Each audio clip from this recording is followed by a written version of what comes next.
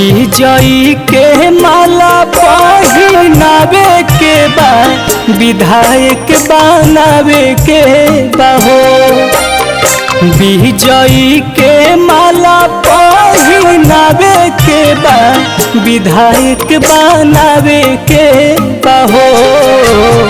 कमल button दबा के सुशील पांडे के जीतावे के बा हो।